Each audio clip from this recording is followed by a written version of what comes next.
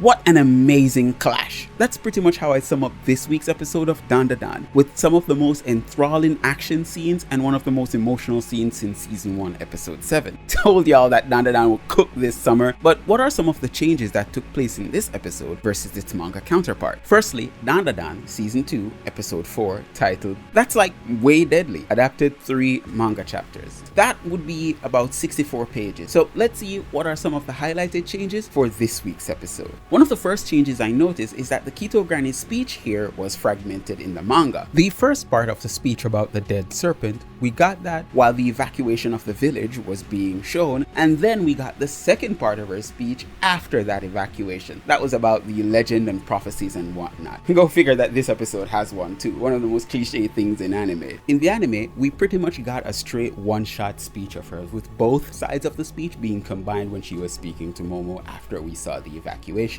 But there's one other thing that I noticed in this episode that I didn't notice in all of the other episodes. This one felt a little bit different, maybe a little darker, and that's not talking about the tone of the anime, that's talking about the colors overall. Something really seemed to have been a little different with this episode than every other episode that's come before it. Maybe it is the cinematography?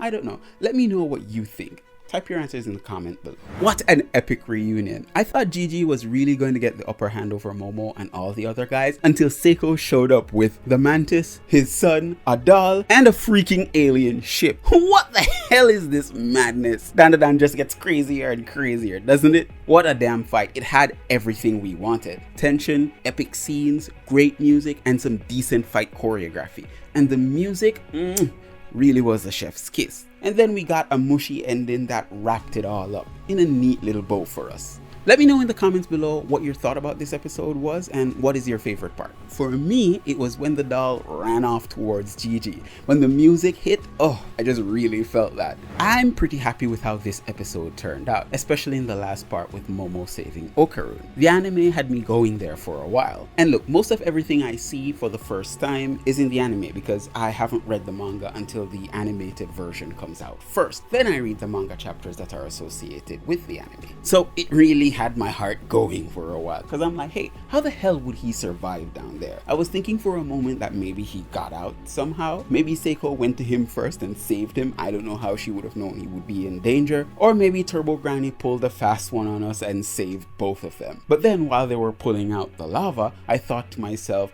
hey, maybe the worm's mucus kind of saved them, but I don't know how the hell they would. Until they revealed that he was in the lava. The worm's mucus did save him, but then I kind of have a nitpick. Within the cavern that they were, oxygen was limited anyways because the snake was already poisoning the area. With that limited amount of oxygen, and then the lava eating up most of it, how did they have oxygen to survive in that ball? The only explanation is if they were saved almost instantaneously after being wrapped in lava. But for the lava to fill that cavern up, it must have taken a while. That's pretty much my only nitpick. Let me know in the comments below if I'm being crazy or what, or if you thought the same thing. Either way, it was a pretty great ending with both of them hugging. I can't wait to see next episode. Another week, another Dandadan episode where there's not much change from the manga. But this episode was a roller coaster for me. I was on the edge of my seat the entire time. Loved every minute of it. Am I a Dandadan stan?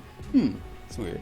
Anyways, let me know in the comments below anything that I probably missed in this episode. I know I skimmed over a lot of things, but let me know what I missed. Thank you again for joining me, V Nation. Peace out. Stay safe out there.